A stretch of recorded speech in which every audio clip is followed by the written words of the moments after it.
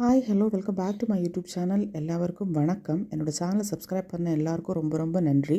Subscribe பண்ணாதவங்க please என்னோடய சேனலை சப்ஸ்கிரைப் பண்ணி சப்போர்ட் பண்ணிக்கோங்க. இன்றைக்கி நான் ஒரு லஞ்சும் நான் டின்னருக்கு என்ன பண்ணேன் அதுதான் அவங்களோட ஷேர் பண்ண போகிறேன். ஃபிஷ்ஷு கிடச்சிருந்துச்சு. என்ன ஃபிஷ்ஷுன்னு எனக்கு ஆக்சுவலி பேர் தெரியல. ஸோ ஃபிஷ் நான் ஃப்ரைக்கு மேரினேட் எல்லாம் பண்ணி வச்சுருந்தேன். ஷாலோ ஃப்ரை தான் இன்றைக்கி பண்ண போகிறேன் நான். ஸோ ஒரு பேனில் கொஞ்சமாக எண்ணெய் சூடு பண்ணுறதுக்கு வச்சுருந்தேன். அதுக்கப்புறம் நம்ம மசாலா எல்லாம் போட்டு வச்சுருக்கிற ஃபிஷ் ஃப்ரை ஒன்றா ஃபிஷ் எடுத்து வச்சிடலாம். கொஞ்சம் கொஞ்சமாக நம்ம ஃப்ரை பண்ணி எடுத்துடலாம். ஷாலோ ஃப்ரை தான் இன்றைக்கி பண்ணுறேன். ஸோ கொஞ்சம் கொஞ்சமாக நம்ம எண்ணெய் ஊற்றி தேவை உண்டுன்னு அப்படி போட்டுட்டு நம்மளுக்கு ஃப்ரை பண்ணி எடுத்துடலாம். இன்றைக்கி ஃபிஷ் ஃப்ரை மட்டும் இல்லைங்க, நான் கொஞ்சோண்டு ஃபிஷ் கிரேவியும் பண்ணியிருந்தேன். ஃபிஷ்ஷு கொஞ்சம் கூட கிடைக்கிற நாள் நான் அப்படி தான் பண்ணுவேன் எப்போவுமே. Fish fry and one side cook ஆயிடுச்சு. நெக்ஸ்ட் சைடு நான் திருப்பி போட்டுக்கிட்டு இருந்தேன். அதுக்கப்புறம் பார்த்திங்கன்னா ஃபிஷ்ஷு கிரேவி. இது கிரேவி தேங்காய் எல்லாம் போட்டு நான் கொஞ்சம் ட்ரை மாதிரி தான் பண்ணியிருந்தேன். ஏன்னா இன்றைக்கி குழம்பு எனக்கு இருக்குது சாதத்துக்கு ஊற்றி சாப்பிட்றதுக்கு.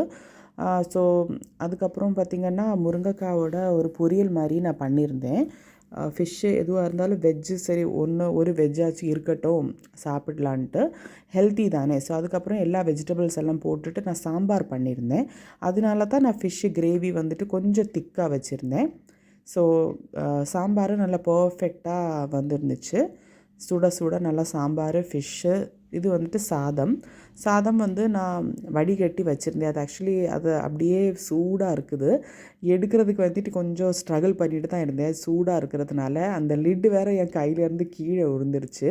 ஸோ சுட சுட சாதமும் வடிகட்டி வச்சாச்சு. அதுக்கப்புறம் சர்விங் தாங்க, எல்லாமே ரெடி பண்ணியாச்சு. ஹஸ்பண்ட் லஞ்சுக்கு சாப்பிட்றதுக்கு வந்திருந்தாங்க. ஸோ அவங்களுக்கு எடுத்து கொடுத்தாச்சு. ஃபஸ்ட்டு பொரியல், fish gravy and fish fry, அதுக்கப்புறம் அப்பளம், சாம்பார், ரைஸு, மோர், ஊறுகாய்.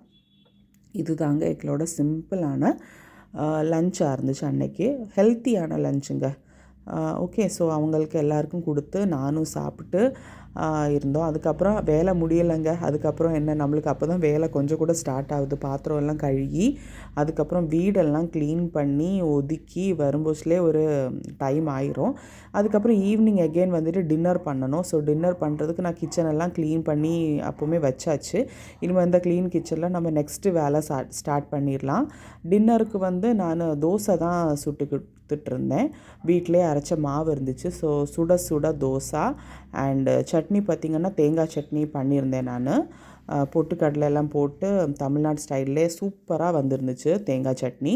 ஸோ தேங்காய் சட்னி. அதுக்கப்புறம் நான் சாம்பார் பண்ணியிருந்தேன் இல்லையா மத்தியானம். ஸோ அது கொஞ்சோண்டு இருந்துச்சு. ஸோ அதுவும் வச்சு நாங்கள் சாப்பிட்டுக்கிட்டோம். சட்னி, சாம்பார், சுட சுட தோசை, வீட்டில் அரைச்சே மாவு. ஸோ அதில் நான் தோசை மாவு இப்படி தோசை சுடுற அந்த டைம் பாத்திரங்களெல்லாம் கொஞ்சம் நான் கழுகி வச்சுட்டேன்.